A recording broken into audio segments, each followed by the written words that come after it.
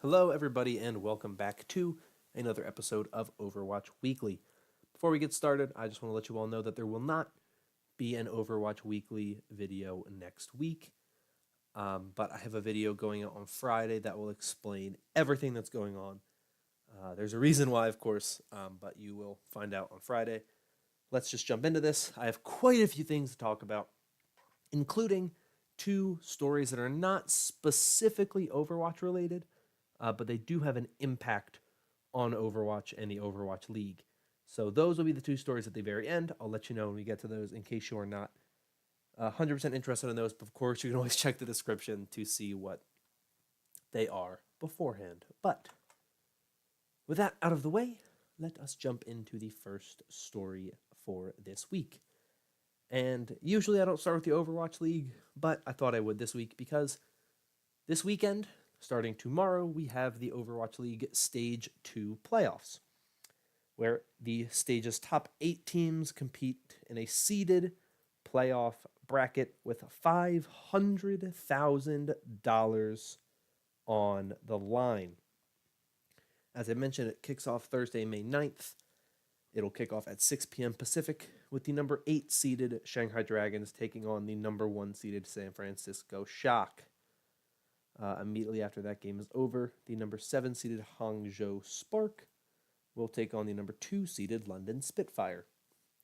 Then on Friday, May 10th at 6 p.m. Pacific, 9 p.m. Eastern, the number 5 seeded New York Excelsior will take on the number 4 seeded Los Angeles Gladiators. Then, immediately following that match, the Dallas Fuel, who are the 6th seed, will take on the number 3 seeded Vancouver Titans.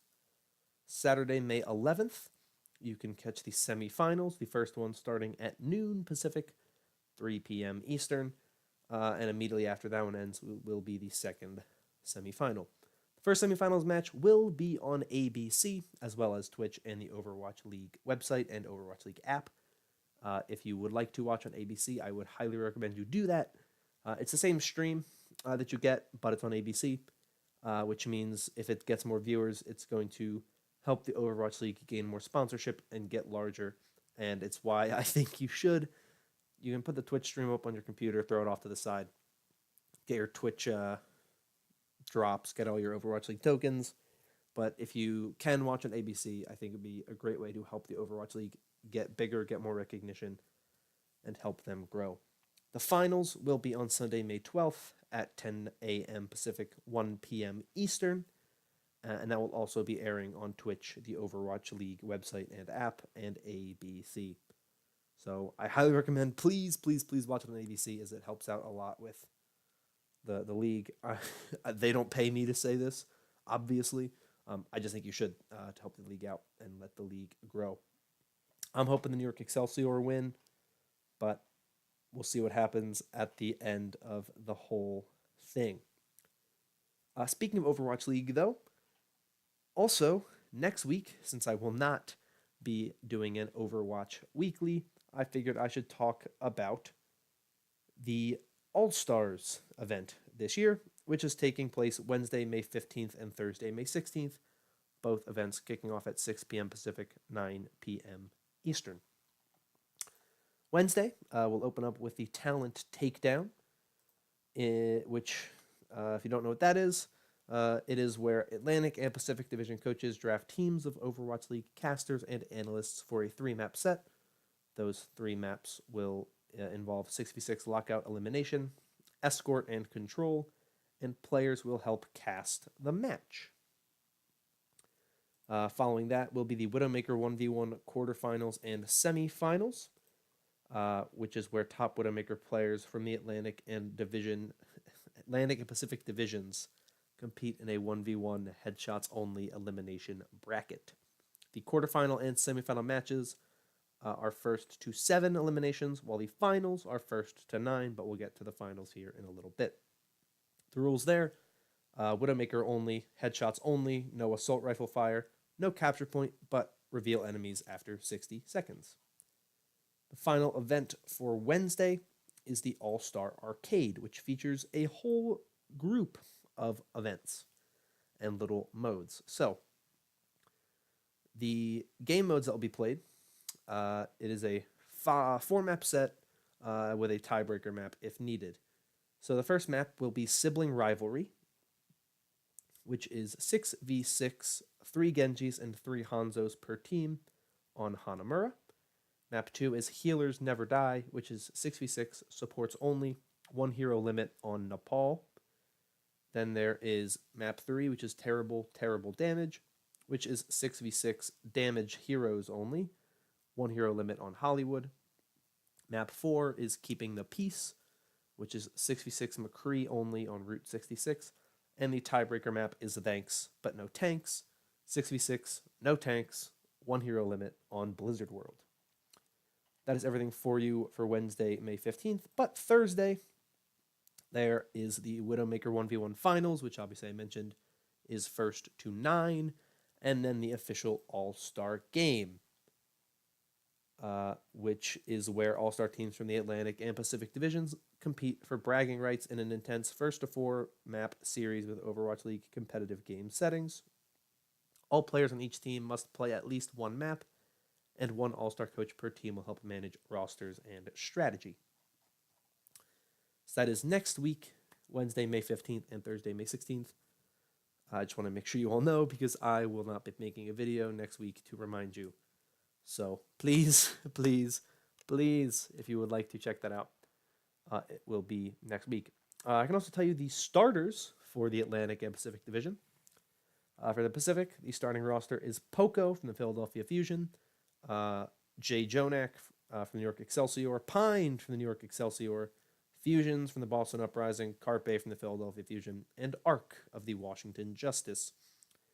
On the Pacific Division, there is Jinmu from the Chengdu Hunters, Among from the Chengdu Hunters, Yveltal from the Chengdu Hunters, Fleta from the Seoul Dynasty, Ryu Jaehong from the Seoul Dynasty, and Gushui from the Hangzhou Spark. So it'll be a nice little... I'm actually really excited. I'm really sad that I won't be able to watch this. But that's the All-Star stuff coming to you next week. Now, with all the Overwatch League stuff out of the way, let's talk about the actual game of Overwatch. Patches, patch notes, patch highlights. We had a patch yesterday, May 7th, where we got the new map Havana, of course, from the Storm Rising event, which is now over. So if you didn't get all the skins you wanted, I'm sorry. I made sure to purchase the ones I wanted with my tokens, but obviously not everyone plays as much as I do and has a stash that they can just kind of sit on. But Havana is here. It is a new escort map. If you played the Storm Rising event, you've seen it. But it's a cool map. I like it. The other thing that was added are the Overwatch League All-Star skins. I lied. There's a little bit more All-Star stuff, but you should be seeing those skins right now. We have the Atlantic All-Star Mercy and Pacific All-Star Lucio, and these skins will be available until May 22nd, and they will be 200 tokens each, and you can pick those up just in the game, either through the Overwatch League menu or on the home page of the game. Next, there are a bunch of PTR patch notes that if you would like to check those out, they will be linked in the description. They all have to do with the workshop. So if you have not tried out the workshop and don't plan on checking out the workshop and making your own stuff there, then feel free to skip them. I'm not going to go through them all here just because it's a lot of just kind of options, stuff that's added that are, you know, if you want to know it, you'll know it. But if you want to check those out, they're linked in the description. There are patch notes from May 2nd, May 3rd, and May 6th, all in the description. Next is the new Overwatch Funko Pop collection is available. I think it's been available for a little bit. I think I talked about it in the past, but there is a new Reaper. There's the first ones for Moira, Brigitte, Wrecking Ball, and Bastion. There is a new Diva outside of her mech and a Pharah flight Funko Pop. So if you want to get any of those, you can find them on the Blizzard website. I definitely wouldn't mind picking up some of them. mainly because I play a lot of supports, and Moira and Brigitte are my two most played heroes, so I wouldn't mind picking those two up. But those are the last of the Overwatch specific stories. The next two are not directly Overwatch related. The first one is Activision Blizzard related, and the other one is actually Call of Duty related, but I promise you it does connect to Overwatch. So let's start with this Activision Blizzard story. This is a story from WCCFtech.com. It is an article titled Blizzard Boss, Our Teams Are Highly Motivated. We feel we've got a lot to prove even to ourselves. I'm going to read you bits of this article. I won't read you the whole thing, but it's pretty short. So if you want to check it out, it is in the description down below. Blizzard Entertainment is known to be one of the most successful developers in the history of gaming.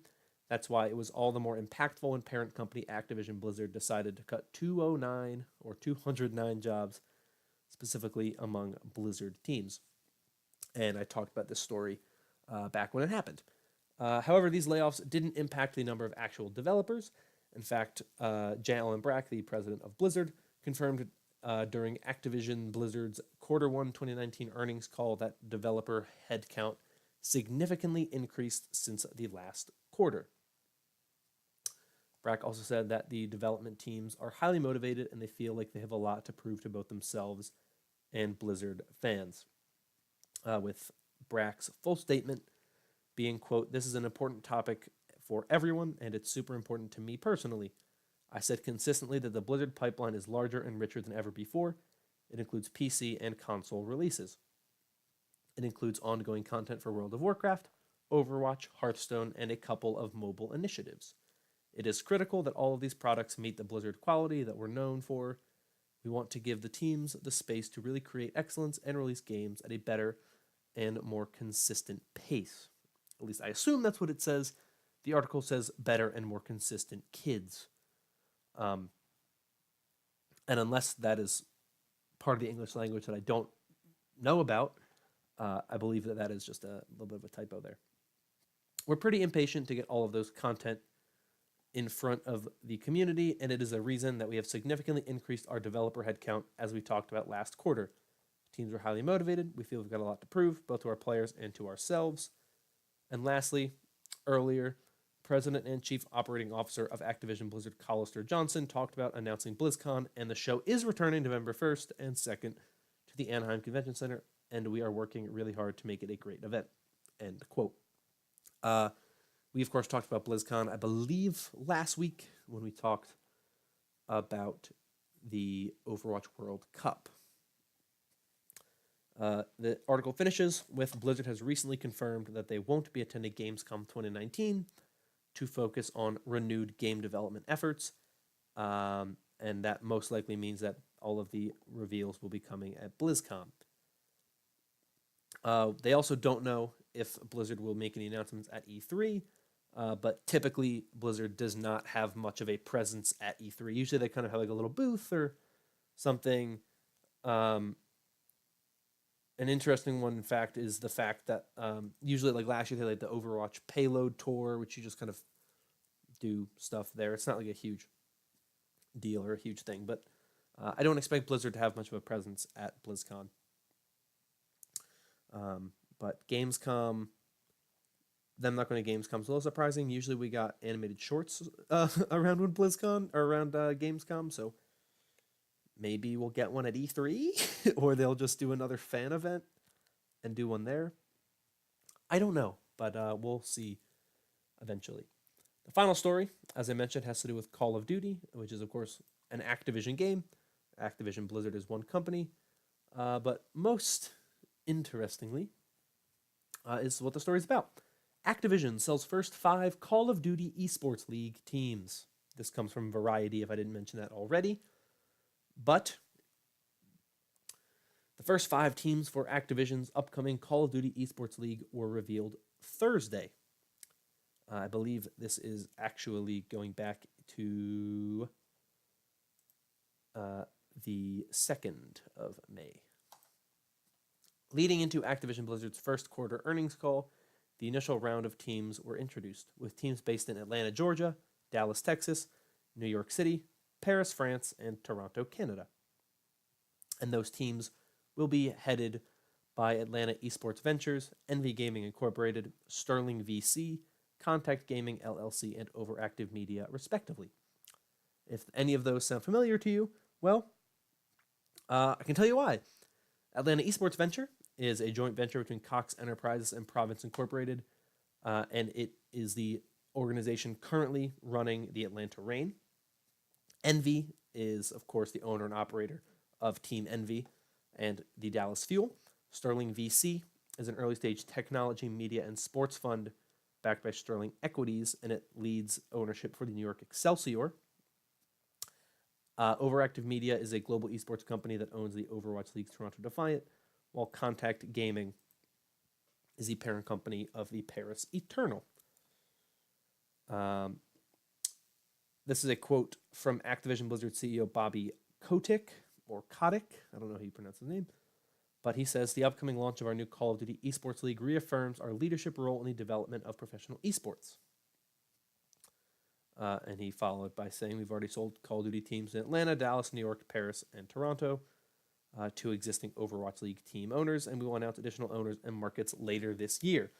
Our owners value a professional global city-based model, the success we have had with broadcast partners, sponsors, and licensees, and the passion with which our players have responded to our events. There currently isn't a timeline for when additional teams will be announced just yet. So a lot of big things going on within Activision Blizzard.